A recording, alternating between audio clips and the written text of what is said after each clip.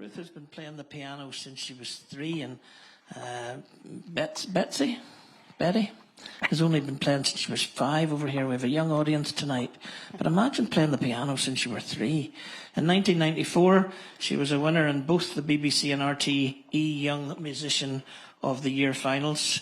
Went off to the Royal Academy of Music in London, has also studied at the Royal Irish Academy in Dublin. She went on to perform as a soloist with the BBC Philharmonic, the London Mozart Players, the National Symphony Orchestra.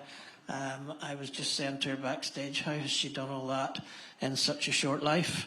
But then things didn't go that well. We'll touch on that tonight, although tonight's about healing and finding common good and common ground is the theme of the festival. But came home to Derry and found herself again beside the piano. And in 2013 was part of the City of Culture events, made a record Reconnections in 2016, Proms in the Park as well, and has worked with Ryan Vail, the Priest's Duke Special, and this year Neil Martin. I'm not sure many people have worked with that kind of common ground spread of musicians. She's just started as artist in residence at the MAC, and we are absolutely thrilled tonight to welcome to the stage Ruth McGinley.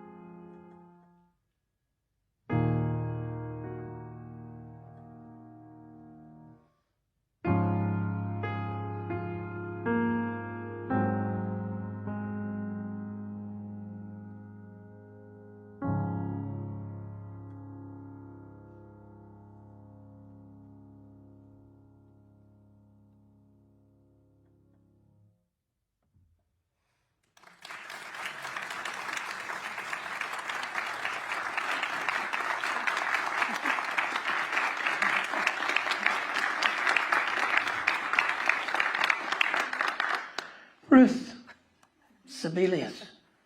Indeed. I have done years of radio shows and talked about music all around the world and have never uttered in public the name Sibelius. You have led me on a journey tonight that actually you seem to have gone on the other way and finding music you hadn't had in your life before. I have discovered a little bit of classical, but I'm going to drag you towards me as the evening goes on. We're going to have conversation. I imagine the first little bit here is going to be the longest of the evening, and then we're going to have much more music and take you through just the ways that music in Ruth's life has been common ground for common good. And I think you're going to find that theme the whole way through. I've been reading all about Ruth for a number of weeks now, and you read things like a prodigious talent, and you saying yourself that you felt like a performing monkey at times and didn't like competitions. When I was talking about you winning in Young Musician of the Year finals and going to these colleges and playing with these wonderful orchestras, it wasn't all rosy at that time in your life, Ruth. Can you share a little bit about that at the start, and then we'll make our way to the wonderful healing that the last number of years have been. But you had some tough times as a result of the music. Yeah. First of all, thank you for asking me along to be here. It's amazing. I know whenever we spoke first, Steve, about doing this evening, I have in the last number of years since I've got back and reconnected and performing again after a number of years of not performing, I have spoken openly about, a number of years in which, the piano and I fell out. I fell out of love with music. I very much lost myself. Was that to do with the fact that, I did so much so young? There was a lot of pressure. There was a lot of pressure I put on myself more than anything else. I had a wonderful time whenever I was a young girl. I loved playing the piano. It was really quite a simple thing. And, when I've spent a number of years in therapy and trying to make my way back to the piano, not that I went to try and get back, but just trying to work out why I felt so bad, really, at a certain stage of my life, and we always came back to the fact that I was just a little girl who loved playing the piano. That never changed, but the pressure, and again, as a teacher, I've got some of my pupils here tonight, I'm very, very aware of the fact that it's a long life. You want people to be enjoying music their entire way through it, and just when it's, if it gets too much too young. I mean, I entered I went to the Royal Irish Academy of Music from I was 9 years old. Travelled to Dublin from Derry every week for my piano lessons. My sister, one of them, is here tonight. We all went down in the bus to Dublin in the Rocky Road, did our music lessons, and of course that was a wonderful thing, a wonderful opportunity. But, when it came to kind of 15, 16, I'd won the BBC Young Musician of the Year piano final, had an agent in London. I wasn't going to school anymore. Everything was about the piano. And for me at that time, it's what I did. I didn't question it then. But when I left home completely, when I left Northern Ireland, went to London, probably about the second year, so I was 19, whenever I just felt, this is, what is this? I felt burnt out, It's the same story as so many people that are, dedicated to something that takes a lot of time and a lot of years. It happens, and it happened. So, I had a number of years where I became unwell in myself. Again, now I can say, because I've gone through working out why it happened. I've come out the other side, which is what we wanted to really make tonight about. More than all the dark stuff. I had many years of not playing the piano. Yes, doing it sometimes because we all have to pay our bills and do our job, but very much having lost my connection with music. And for me, we'll probably talk about this more whenever we come back. For me, very much my connection to myself is very reflected in how I play the piano. So if I'm not in a good place myself, I don't want to play, because this is where your soul comes out. This is where, I express myself. So during those few years where I obviously didn't like myself very much, I had nothing to give through this. Plus, you know, the competitive world of being a young musician is very difficult. You talked about the perfectionism and difficult to live with perfectionism, where I don't think a rock guitarist has to worry about perfectionism because a slipped chord and you're all right. But Well, I don't know. I mean, I've been experiencing through my son. I've got tomorrow, 22-year-old son, and he loves all, you know, rock guitars, and you know, he has educated me so much on, you know, the guitar solos, and those guys can play. You know, not very dissimilar to what, you know, virtuoso pianists do. So I would imagine there probably is a little bit of that in there as well. But yeah, to be a classical musician of a certain level when you're playing, I mean, I don't play solo piano recitals the way I used to, where you're playing 2 hours of, you know, very, very, very tough virtuoso work. That's what I did during those years. That is a game that you have to be a perfectionist. I mean, there's not really a way around it. But for me, that just took away the joy. I don't know. I don't think I'm lazy. Maybe I got lazy at a certain stage. But, you know, I became a young mum when I was 23. I left London, came back home to Derry when my son was 4. So me and my little curly-haired 4-year-old boy came back, and I had not been playing. And I thought, right, I'm going to do this concert pianist thing again that I know. And I continued to do concerts. I went to do international piano competitions, and I just felt bad. You know, I was on stage playing. I didn't want to be there. I practiced 8 hours a day. I cried all the time. I would say I wasn't a very happy bunny during those years, but I didn't know what else to do, because that's what I was trained, and what had been working for me in my life, because it did work when I was a child in a way. It just wasn't working anymore, and I didn't know who I was. Again, sounds very hippy-dippy. I didn't know who I was without the piano. So that was a moment. I mean, I can really see it in my piano studio in my home in Derry. That moment where I just realised, wow, I'm going to sound like a real hippy-dippy, but who am I without this? So that was the journey for me to, you know, stop playing the piano and actually, I suppose in a way, as a mum, you have to experience natural life. And I always felt for my son, because there was me. I had done this, just been practicing, you know, from I was very young, maybe 11, 12. I was practicing 8 hours a day. I loved it. That's what I did. I didn't really do the kind of normal things as such. So, well, that's questionable, because apparently in the programme for one of the 1994 finals, everybody was talking about the poetry they were reading and all kinds of stuff, and you said you like disco and shopping. Oh, nothing wrong with a good disco and some shopping. It's quite embarrassing. I found the programme, the booklet. It was you're laughing at me. The programme to the BBC Young Musician of the Year, where all the semi-finalists, their little biog and pictures were there, and you had lovely Jane and Philip. I remember them all, and they, you know, studied Russian literature, went to museums, you know, and it's my bio said Ruth McGinley is from Derry. She started playing piano at 2 years old. I remembered. Travels to Dublin. She loves shopping and going to discos, and that's just it.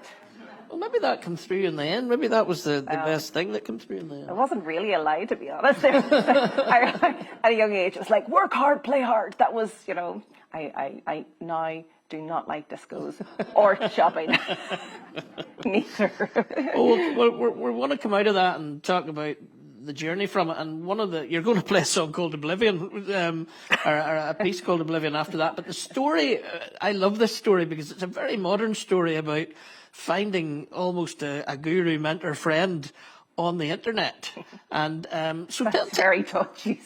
Well, yeah, in the wrong way that could be wrong, but in this way it's just this beautiful story, because again I've been looking into the web pages today of Saul Cosentino, and so tell me what sent you off on that journey, and how amazing was the very quick connection that you made. Yeah, so I was trying to get the kind of timeline. Probably between 2010, 2013, I wasn't doing any performing. I was teaching piano. My son was young. I started going to the piano, you know, whenever my son was in bed at night and just playing the piano. And what was just lovely about that time was, and I had to keep reminding myself when I practiced, when I would start to feel anxiety, and it was like, you're not doing this for anybody. You're only doing this for yourself. And I just started exploring because I realized I don't really know what I like. I don't know what I don't like. You know that the big repertoire, you know, you don't want to do that right now anyway in your life. So I just started giving myself a chance to discover music that just made my heart go, oh, I'd really like to play that. It's really as simple as that. And that's whenever I started preparing to record and launch my album, Reconnection. And again, it is all very hippie, and I apologize for sounding like... But it was such a discovery from my heart back to the piano. So tango was something that I suppose I always loved. I don't know. Disco tango? My mom from a disco tango. My mom's from Buncrana in Donegal. I don't know if there's any, it's just some kind of blood in there, and she loves dancing. But I find Piazzolla, Astor Piazzolla, one of the most famous tango composer from Argentina. One of his melodies, Oblivion, very, very famous, everybody knows it. And I couldn't find a piano arrangement that I really liked. So I wasn't sure if it was on my list, it was off my list. And at that stage, I wasn't confident enough to write my own arrangement. But one night, just before I'd given up about it, I'd find a YouTube clip of somebody, I think a Lithuanian pianist, playing this particular arrangement by a man called Saul Cosentino. So quickly went on the laptop, found him. The lovely older man in his 80s was a student of Astor Piazzolla back in the day, and I emailed him. I got his email from his website, and literally within 5 minutes, couldn't believe it. It was like 11:30 at night. He emailed me straight back with the music and continued to send me lots of his music and lots of arrangements of other Piazzolla pieces that he had. And till this day, we still have a little bit of an email back and forward, and he's just delighted that he might be watching tonight. I let him know that I'm playing Oblivion tonight. So again, the theme of tonight, the theme of the festival being common ground, Completely. Argentina. Yeah, Derry. Absolutely. Argentina. Wee girl in Derry was dead happy to hear that I was going to play his music, Wow. and I've played some other bits of his music. There's an absolutely beautiful a piece that he wrote just after he'd heard that Piazzolla had passed away. So he wrote a gorgeous piece in memory of Piazzolla, which is very, very stunning. So I'm actually going to go into that after Oblivion tonight, just to give you that real kind of personal tie from Derry to Argentina. It seems right, because the Pope sent us a message on Sunday night, and it seems to me that he would love the fact that you're playing from some Argentinian music. Absolutely. From Buenos Aires tonight. So Ruth, play us Oblivion. Okay.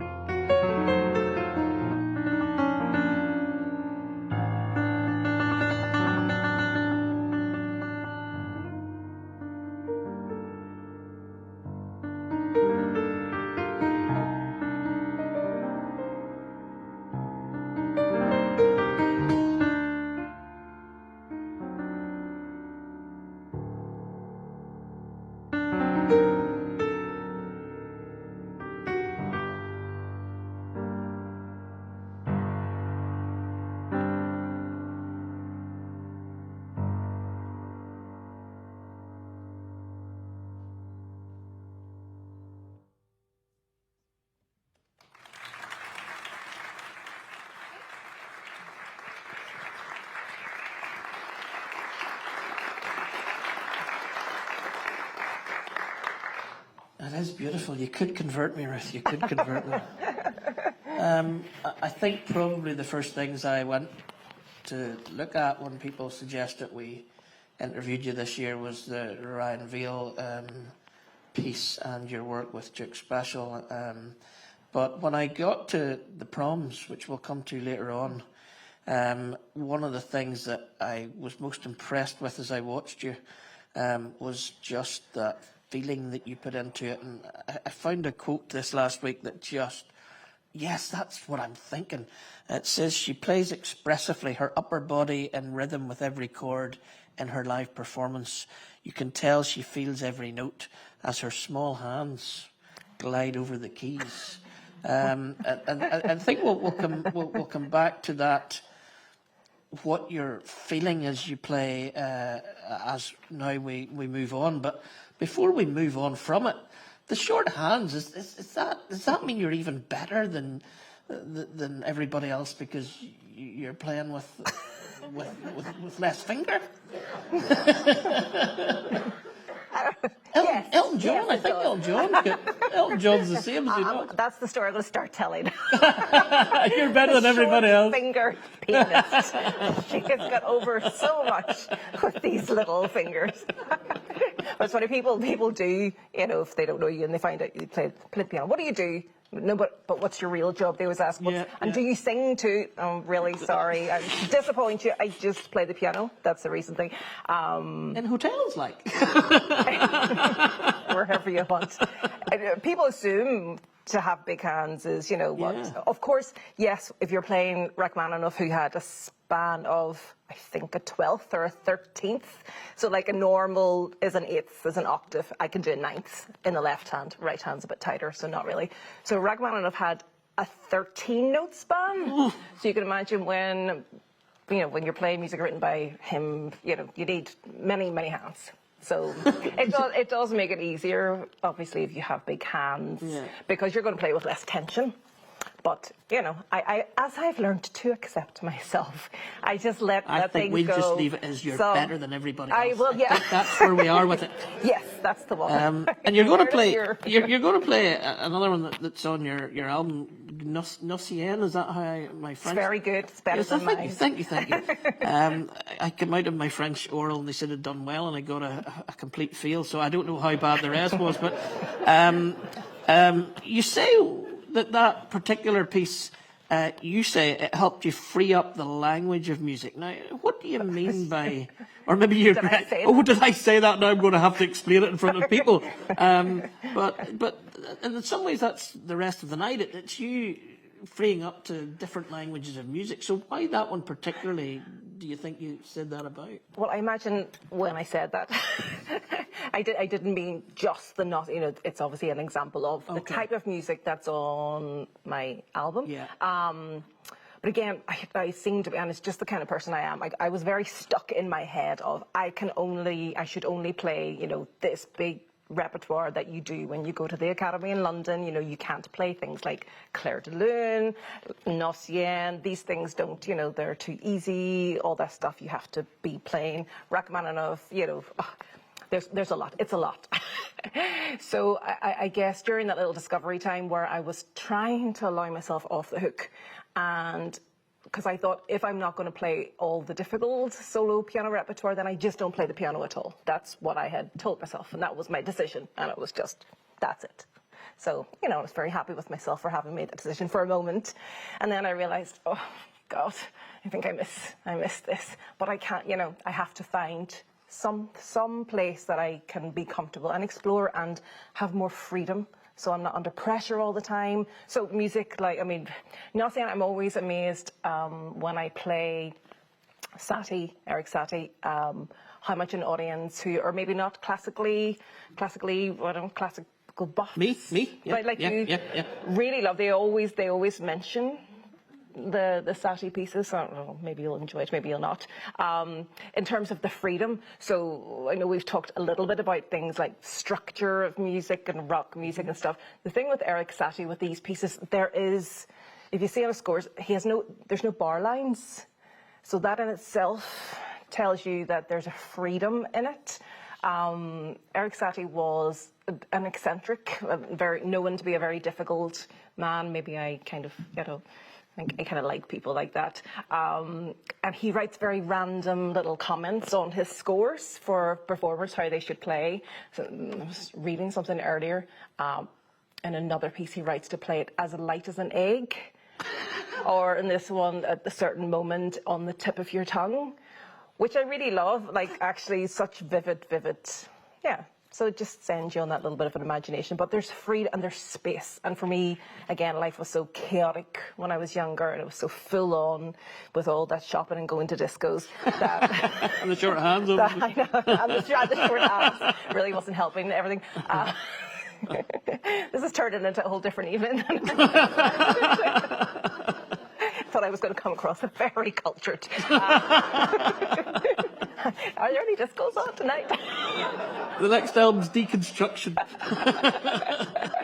But I can't remember what I was saying. Something about Eric Satie. Something about Eric Satie. Yes, space and breath and all that stuff. That is where really I feel I'm starting to write music. Have been writing music during lockdown, and that for me is what I find myself always attracted to, is just finding the space between the notes. Breath, again, maybe I'm just lazy.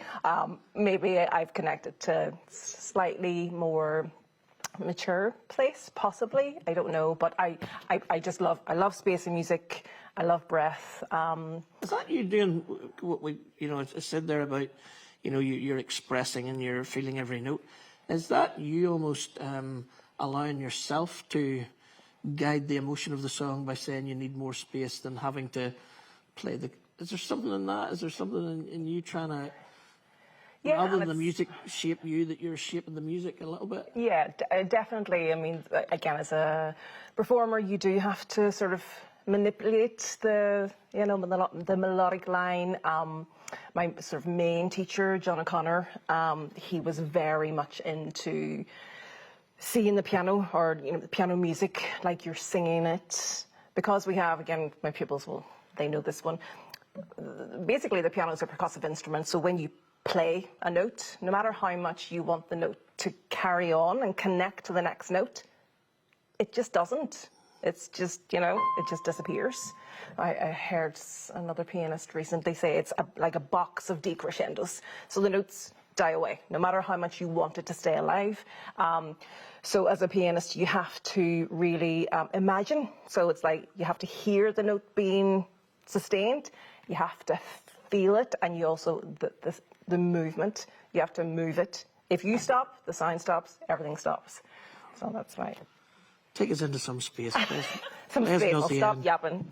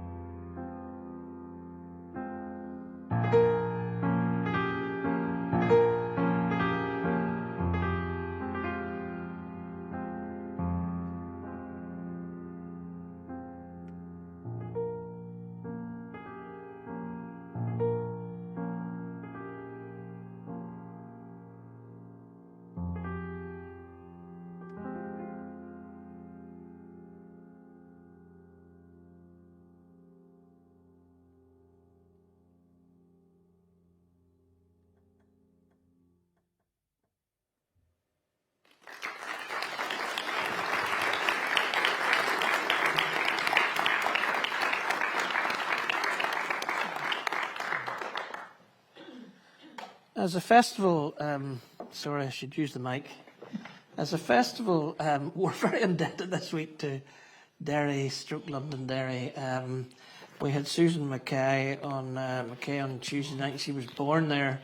And last night with Sue Divan, who's an author from there. In fact, very similar to yourself, Sue particularly, because Sue, when she was bringing up her son on her own, ended up having so much time. You went off to play the piano. She went off and thought, I'll do some writing. And I was kind of struck, I think,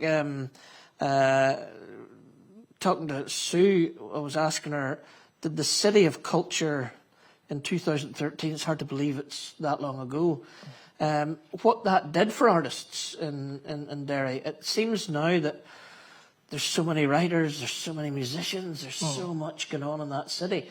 Did it flourish from there, or did it give the artists that were there a bit of a lift? How do you see that just in general? Yeah, it did. I mean, I guess personally I was at a stage in which I sort of wanted to play again, hadn't quite all this anxiety about performing and stage fright that I had never really experienced before, but I was wanting to get over it. So it kind of arrived and I went, you know, you're going to be asked to do things, you know, are you just going to say no, or are you going to try and use it as an opportunity to get out and do that, which I chose that. And it was, personally for me, it was a great year. It was a great year for Derry. I mean, a little bit of a shame. They put up the wonderful venue. I don't know if you were there in Derry for the year at all. In the waterside, you know, massive space that was able to hold quite a number of people, I won't guess. But then it was taken down at the end of the year, which I couldn't quite get my head around at all.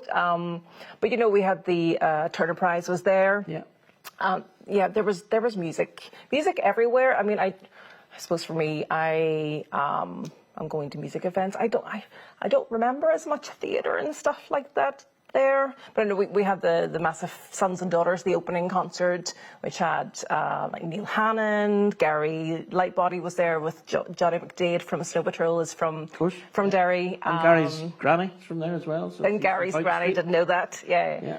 And I played with Derry saxophonist Jerry McChrystal, which was amazing, and it was an amazing night for the city because, you know, everybody was out and there were things happening everywhere. So it definitely was.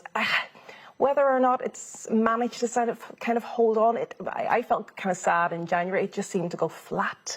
And I know it takes, you know, money and funding to keep things going.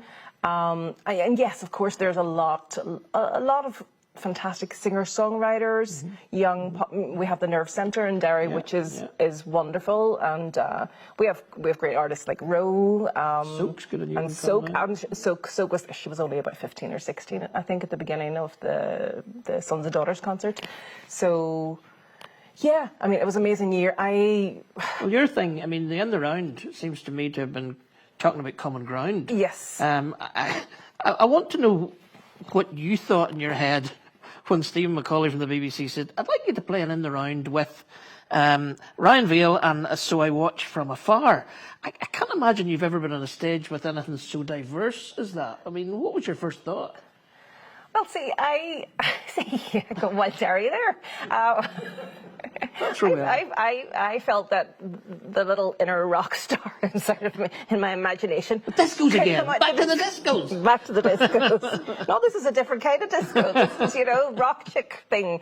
Yeah, I felt I could do. Stephen McCauley, I don't know if you all know Stephen McCauley, Radio Ulster.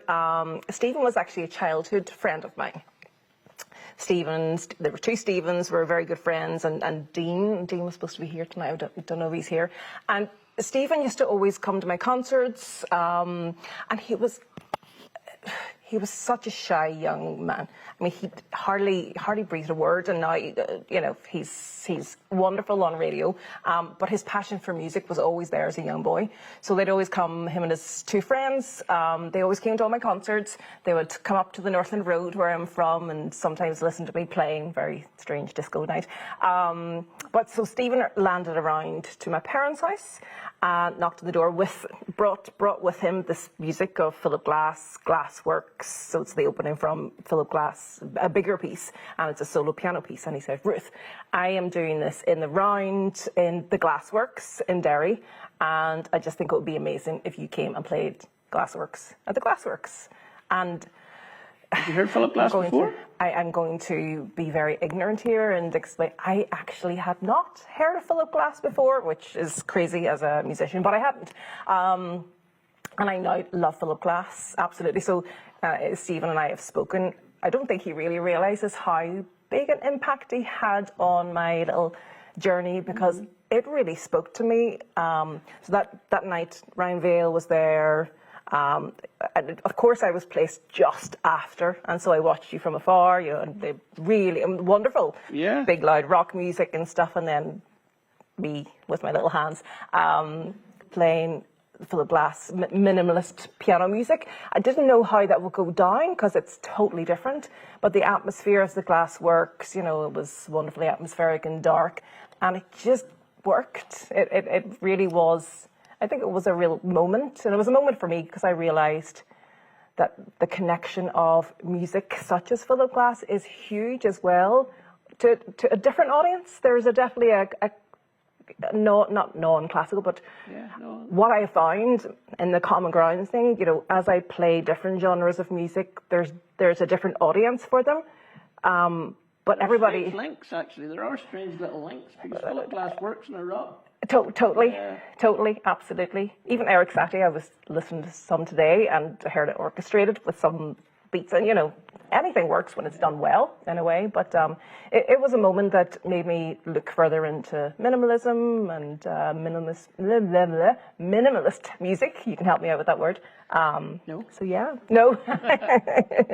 No, wonderful. My one of my friends is a big fan, and he's really ill tonight in the Royal. And I see you, and so this is going out to Gordon tonight. So thank you for playing Glasswork. Beautiful.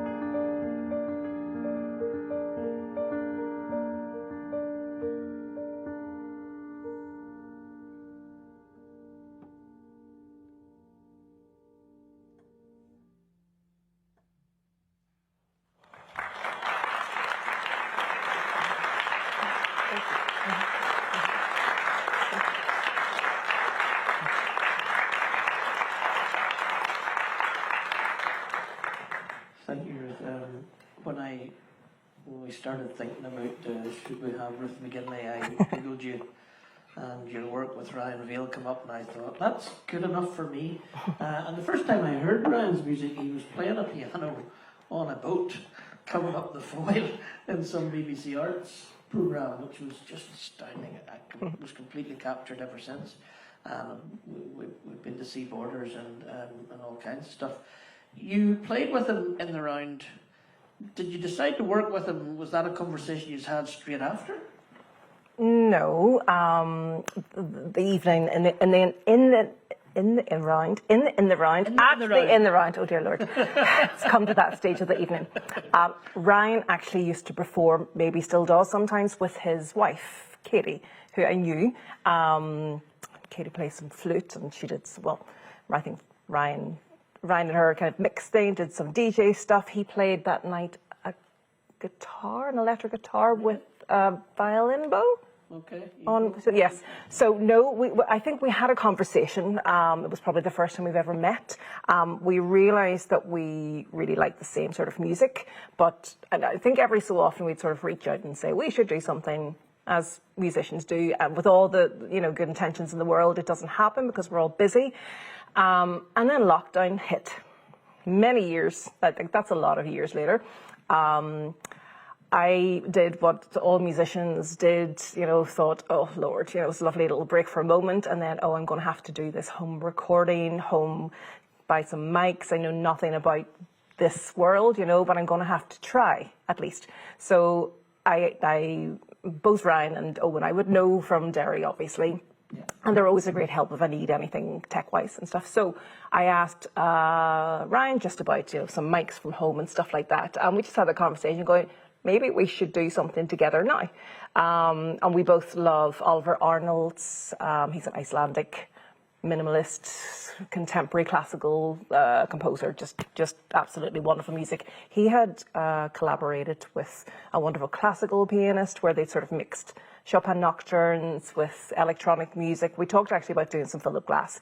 But anyway, we decided that we would write something together. And again, this was all done, we didn't meet at all until the track was written. We wanted to do a live video from Rosemary Street. So it was all recorded remotely. So you're saying, I'm now fascinated, I'm sorry. Where did it start? Somebody had to send the first email or the first little thing. Yeah. Was that you or Ryan or? Well, it was me in terms of asking for advice on mics. I don't know who, first of all, said. Probably me, actually. Because that thing where you say, but you never, you say, oh, we should do this, and then you never act. But realising we both had the time to do it, then, we had no excuses, really. But because we work in very different ways, you give me sheet music, I learn it, I play it. I hadn't really written any music, a little bit here and there. So actually, I would just say to Ryan, you need to tell me how to even start this process, because I just don't know, So we had very kind of bottom line and basic discussions about, so he said, just choose me some chords that you really like, like 8 chords that work. So I did that and sent it off to him, and he came back and he said, right now, can you, write me a sort of arpeggiated right hand or something? And we worked back and forward, and then he would put his, Ryan Vail is, I'm sure most of you know him, an electronic musician, kind of soundscape artist. He's sticking plugs into things all the time. Absolutely, and I love that world, but I know nothing about it. And for years, I would love to do that, but, I had a dream a number of years ago to become a jazz pianist. And I started having jazz lessons online with a teacher in London. And I realised after a year that it was going to take me another 20 years at least to become even close to. So I realised, okay, just let people do what they do and you do what they do. So collaborating with people is where you learn these things, So I think we're going to hear the track. Yeah. Ryan came to me after we'd sort of written the music a little bit. He said, look, you're sort of, you always, come out with these wise sayings, and we're like, wise sayings. You have to be not half wise to then become a little wiser. He said, I'd love you to like write some words that you could speak on top of this. And I'm looking at my phone going, is he mad? Absolutely losing the plot, But again, one of those things you go, well, why not give it a go? And then, of course, he talked me into recording my voice speaking it, which was just like all sorts of uncomfortable for me. But, yeah, because when we did the track without the voice, and he said, nah, we need you in there. And I'm like, oh, God. And my son was really not happy about that. He's all right with me, like, playing the piano. Every time it comes on, he says, turn it off. But you said earlier that's the first time. I mean, you're a classical pianist. Your voice, the voice is not something that's part of that. So this was the first time you've used your actual voice. Yes. It was one of those things and still today, I am somebody who am happy to not speak for a week. I'm not a talker. There's times You're doing all right. I'm doing all right. I'll have to lay in a dark room for about a week after this, like genuinely. Yeah, I would always say, I think these days in the classical world, people are encouraged more to kind of speak a little bit. Back in my day, when you were a girl, when you were doing disco and shopping. Absolutely.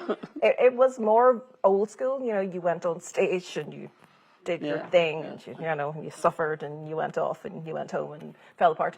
But you didn't have to really speak as such. And I just call myself, I would say I'm the silent pianist. I just play the piano and I don't talk. So this whole world now of actually letting people see who you are a little bit, and I do think it's important. And the words of that one, so you've been writing this piece. What I'm interested in is, did the words come to you when you listened to it and thought of words for it, or were the words always a part of it but weren't uttered? If you understand that, Oh, they came after the music, because we really only started talking after once the music, and once I came up with the word chrysalism as a title, then I had started sort of writing a little bit. With that in mind, I was able to sit down and spend some time to get kind of the feeling, I suppose, that I wanted to say what I wanted to say. We're going to use it now as a kind of a meditation. This is strange. We would have shown it, but we didn't have a projector, and they're actually seeing it. You guys get the bum deal for coming. They're actually seeing it online, which is the wonderful video that Mikey plays guitar on, actually. Oh, yes. Which is wonderful in Rosemary Street. I think it's beautifully meditative, and I would love you to do a whole album with Ryan Vail with the similar themes. But as we're maybe allowing our eyes to fall shut and listening to this in the speakers, what would you want us to get from it? It was a piece of music that was written at the beginning of lockdown. And as we all know and experienced, that very strange, I personally loved it, but that strange feeling where it was like the world really stopped. And for many people, it was a really beautiful time, very peaceful. For a lot of people, obviously the opposite. The word chrysalism means it's the amniotic tranquility when you're inside and there's a thunderstorm outside. And I'm a lover of listening to the rain, and that's my happy place is being inside and listening to the rain. So summed up the kind of the world. We were all inside staying safe, but outside there was a storm brewing, and there was this silence, again, space. So yeah, I suppose just again connecting to maybe that place where there's a. Funny you say. I met a woman in South Africa who'd just been given her first house when she was in her 60s, and we went to visit her, and we said to her, "What's the best thing about having a real brick house?" And she said, "Sitting and listening to the rain on the roof." So you've touched on some almost universal there. So we're going to listen to this. Maybe take yourself to that place and find some space, some safe space, wherever storms going on around us or in your own life. We're going to listen to chrysalism.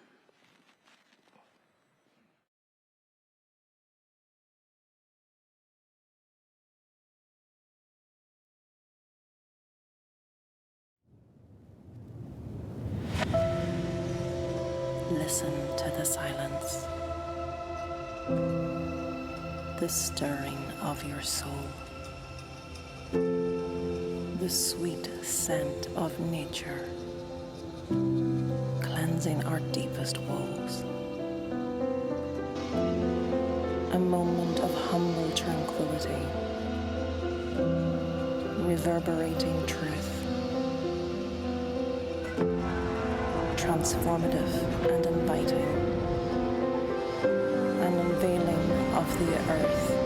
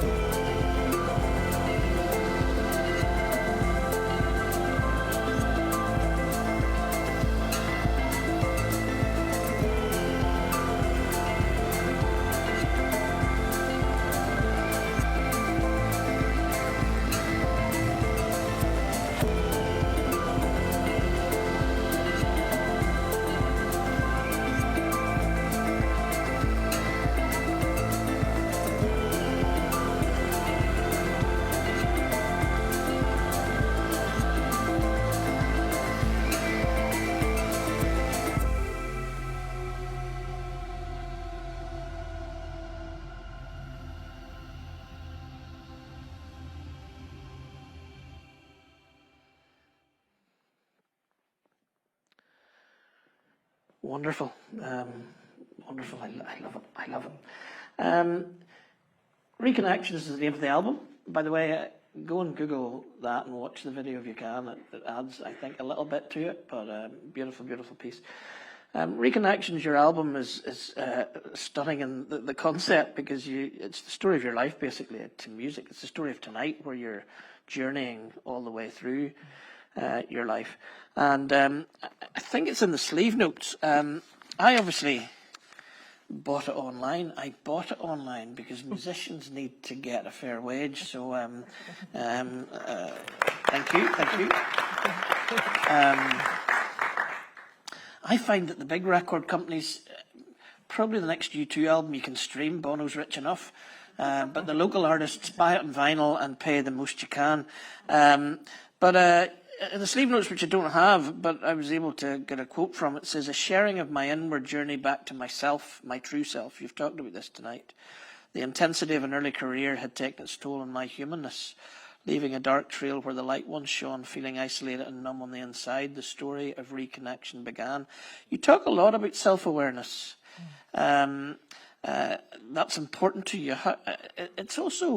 It's also quite a gift to know, to be self-aware, self-critical, self-analytical. So where do you find the resilience and strength and source for that? From living in the opposite way, from having no self-awareness, so I say I probably started my journey to, on the inside, getting to know who I was around that stage, when I was younger, I was in the journey of, aiming to be a world-class concert pianist. It was really what my whole life was about. And there were a lot of people around me, my teacher, my lovely mum, who loved all the business. So in a way, I was possibly living other people's dreams and expectation as well. Possibly, maybe. I used to have like very firm answers about these things, when I was doing the blame game. But I'm over all that stuff now. But when you reach the place, and I'm sure there's a lot of people in the room or that are watching that have hit, what do they call the place? Rock bottom. A rock bottom is obviously a very painful and desperate place to hit, but it's also an opportunity to rebuild yourself the way you want to. Easier said than done, and I can sit here today at the ripe old age of 45. Just a young Just girl. a young pup yet, absolutely. Still with small hands, they still haven't grown. See, I would imagine that I've been on the journey of kind of, trying to get to know myself and to, selfishly, I don't think it's selfish actually, but I'm quite obsessed because I lost my way, because I lived other people's stuff for so many years. And I'm not just talking about the piano way, in relationships. And I am the kind of person that, and I think maybe when you don't know yourself enough, you do tend to be very easily taken away elsewhere. And you do have to spend time getting to know who you are and being quite, these are my boundaries, this is what I do. And it's, for me, it's an everyday thing. I have to keep at it. I went into recovery from addiction in 2010. That was my starting point. That was when I put my hands up and went, I'm not able to heal on my own. I thought I could because I was somebody who, I made bad choices. I don't blame myself for that anymore. I understand it because I've had lots and lots and lots of therapy. But it has to come to the point where you go, okay, so now what is it that you want to fill your life with? And you have to keep resetting, especially when you're somebody like me. I definitely am very, let's say I have an addictive nature that, you can be addicted to good things also. This for me was definitely an addiction in a certain stage. It was also, when I didn't know what I was doing, when I came home from Derry first, I used to use the piano, and I really recognized I used to use the practice to go, I am practicing my piano so I wouldn't need to deal with the real world, because I was terrified of the real world. I didn't know how to be in the real world because I just knew how to practice the piano. And it wasn't working anymore, so I had to just stop. And I will still every so often, because it's very, very easily we get out of control, especially in the world that we live in these days. It's chaotic. It just is. And, and I think lockdown gave a lot of us a chance to stop and maybe live a slightly simpler life. And I know a lot of people made an announcement, I'm never going to go back to that, whether that happens or not. But I know for me, every so often, I had one of those days last week where I went, okay, you need to stop, you need to pull back again, because it's very easy just to... I think, though, that your self-awareness, once you're finding your self-awareness, you're more useful to the people around you than you were. Definitely. And you were empty of who you knew. No, I know, We're talking too much, yes. enjoying it too much, but Eau Claire de Lune, why that? I mean, it's obviously maybe it's not more well known. I mean, Michael Jackson's favourite, Charlie Chaplin, Smiles on that album, but why did you choose this one for the album? Everybody loves it, and it's really as simple as that. I would never have played Claire de Lune because, it was not on the difficult repertoire. So I realized, people connect in the concerts with the priests that I've done for 10 years. They always ask me to play this. And, when you say you're going to play Claire de Lune, the audience does that thing that, you love to hear. So well, you say it and we all guess go. it has to be there. You say, we're going to play Claire de Lune. Night, guys, I'm going to play Claire de Lune. That was awful. So sarcastic.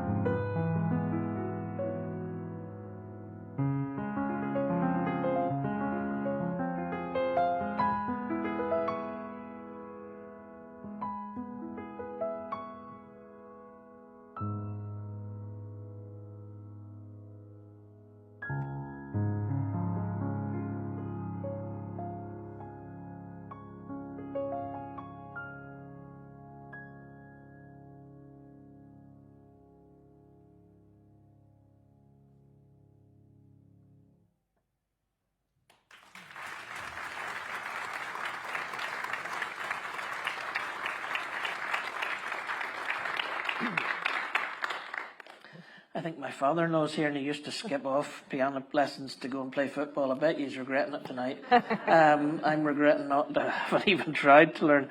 We are running a little bit out of time, but the Belfast Linen Quarter businessmen and women have funded tonight and they've paid money for this room, so we're going to stay as long as we can.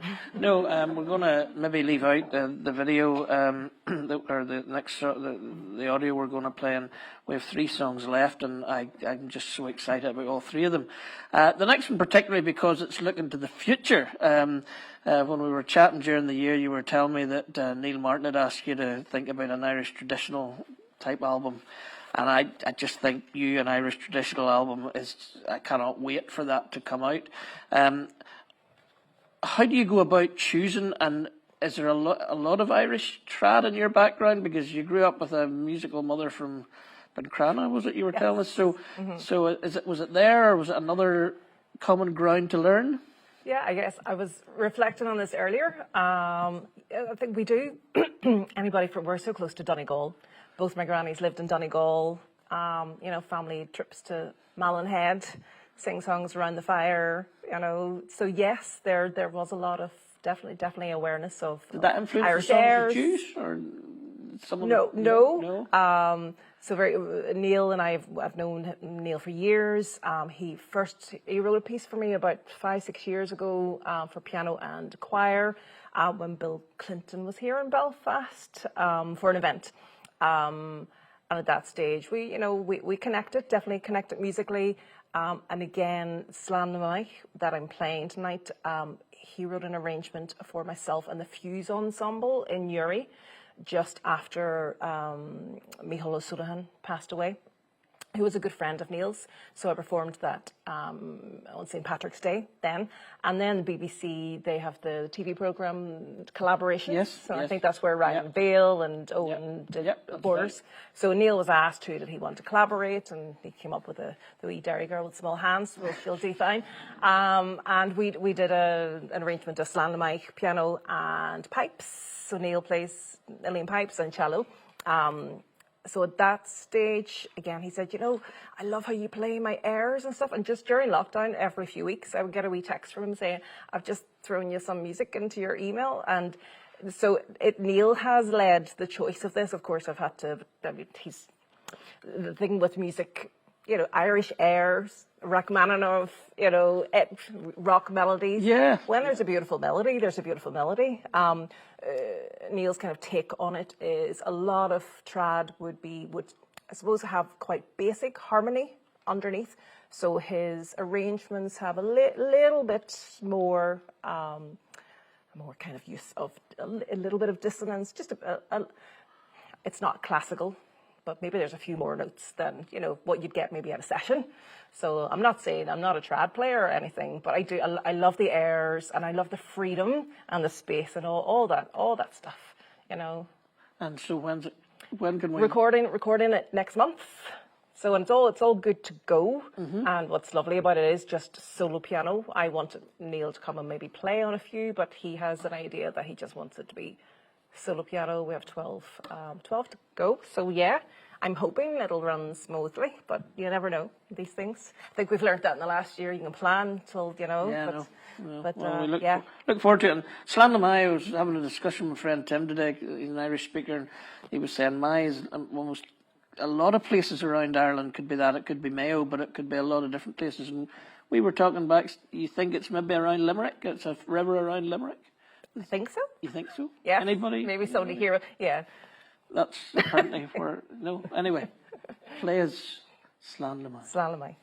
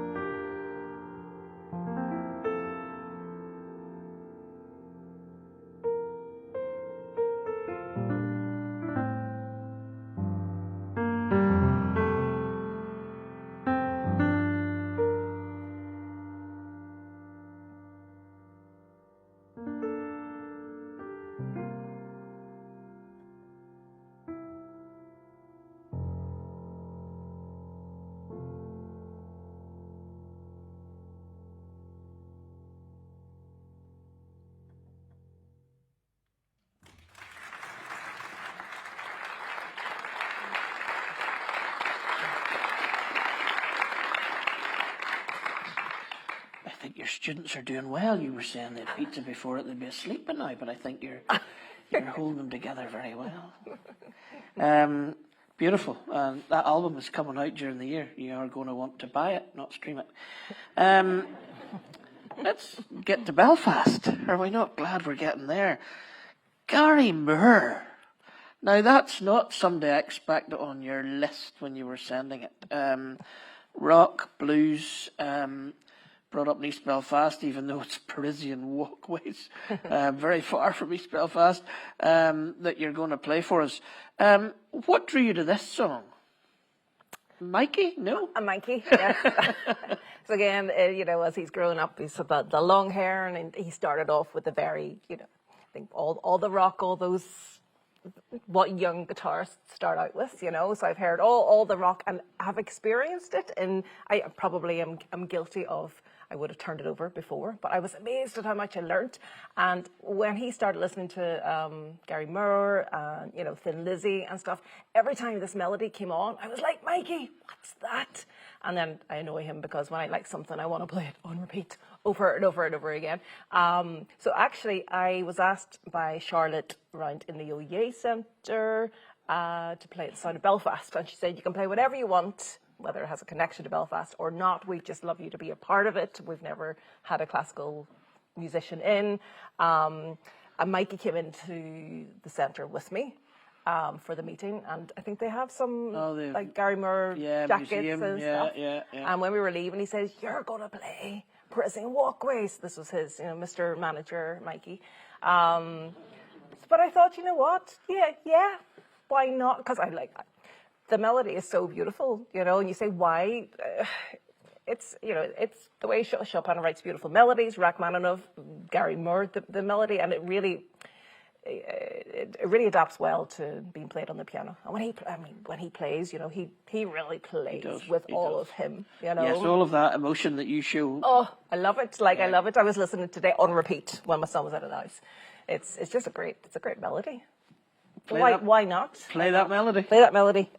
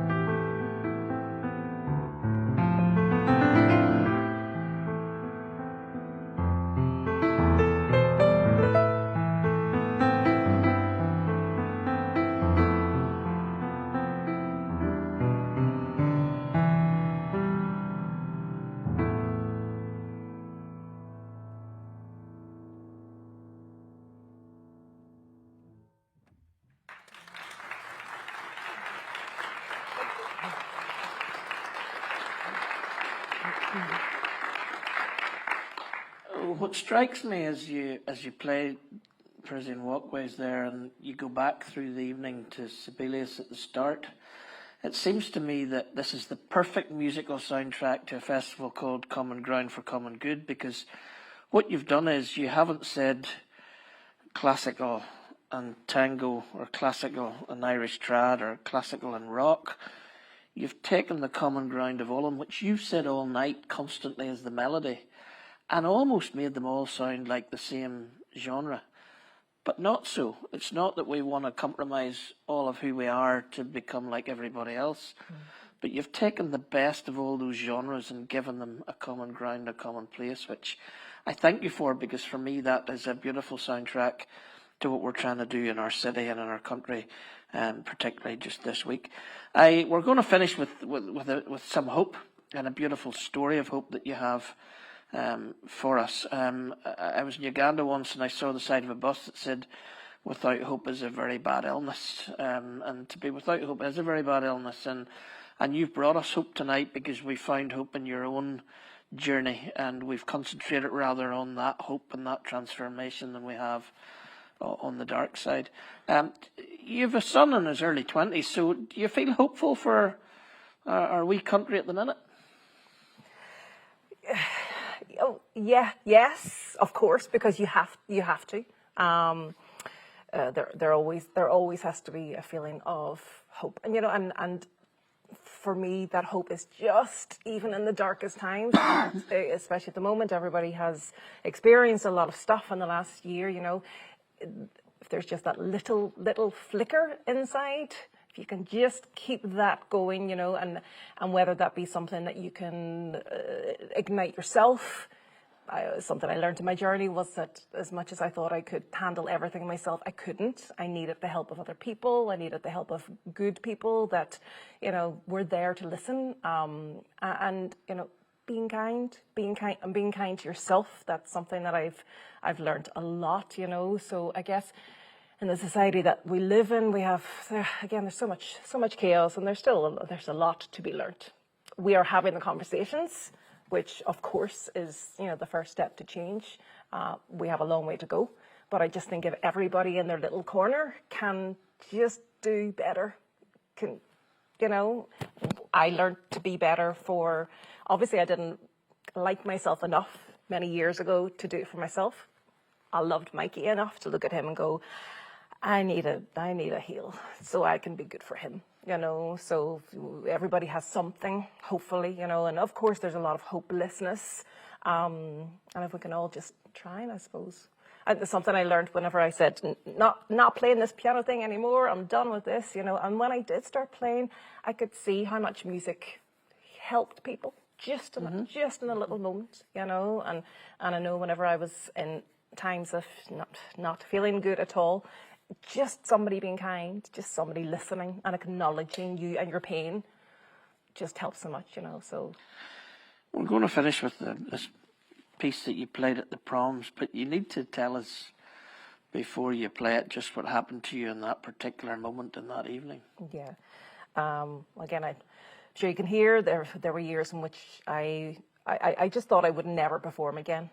And I had sort of made peace with that, or I had lied to myself and told myself I was okay with it. So suddenly, from putting out my album, I was contacted by the producer of the proms to say, "Here, Derry girl with small hands, I love your Summer of the Rainbow. Would you come and play on the proms?" And I was like, "Boke, excuse me, And I'd read the old self-help book, feel the fear and do it anyway, and just say yes. I was like, yes. Yes, I said yes, but I went away to David Little, jazzer drummer, who encouraged me to record, and said, I can't do that. Are you mad? Are you mad? But anyway, turns out I did do it. Obviously, it meant more than anybody would have realised. And when I was walking out, it was the Titanic, on the Titanic slipways. So I was walking out towards the stage to play Somewhere Over the Rainbow with the Ulster Orchestra. Number one, I couldn't believe that I was not having to sweat and play, a 30-minute piano concerto. I was actually going to play Somewhere Over the Rainbow, which had a real connection for me during my healing. And when I was getting better, the lyrics just it was my song. To walk out on stage, and no lie, there was a double rainbow on the sky, and people just thought, oh, here McGinley's and playing Somewhere Over the Rainbow, isn't that lovely? But to me, it meant, I can't even put into words how much it meant to me, and that I actually was there doing that. So yeah, and today, funny, when driving down Ormo Road, there's a rainbow in the sky. So it's, well, see. As a preacher by day, I can see the transcendent just right there. Aren't I cheesy? No, it's absolutely wonderful and very powerful, and a transcendent kind of message to you as you needed it, that we all need. And let's finish with some hope tonight with that Somewhere Over the Rainbow. And can I just say, I'm going to play this one for Miss Betty in the audience, not leaving out Brother Henry. Betty is a student of mine, and we have a little connection with rainbows, and she has a rainbow notebook. I bought a rainbow mat for Betty coming, so this is Somewhere Over the Rainbow for Miss Betty. And you all.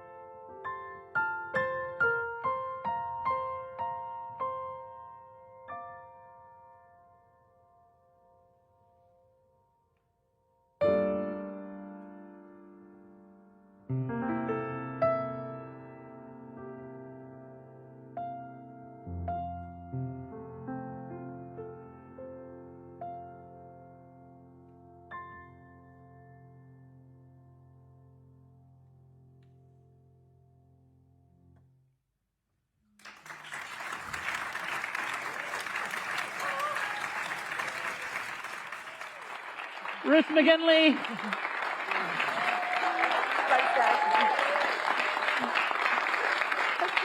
Thank you so much. Thank you very much. We stole a bit of time there, but it was well worth it, I hope. I'm sure there's members of the committee that were going 20 minutes ago, you're going on too long. It didn't feel like that, so thank you so much, Ruth. Beautiful playing and for being honest and hopeful with us. Do you want to come, Miley, and just give us a few wee quick ways that we can help the festival, because we do want to help this festival. I don't know about you all, but live music after so long was amazing. So I'd love to give another round of applause. Thank you so much. It was amazing. Yes. So again, the events of the festival are able to go on because of our generous funders and also from donations from people like you. So if you wouldn't mind, if you want to drop some cash on the Tesseract bread boxes as you go out, or you're able to make online donations, of course, as well. And please do fill out those questionnaires that will be coming your way to help us continue to improve the festival year on year. And just thank you so much for being a part of this with us. So thank you to Ruth, thank you to Steve, and just thank you to all of you. So enjoy the rest of the festival.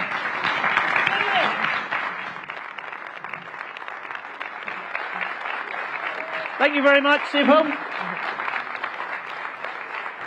Sure. Now we can relax.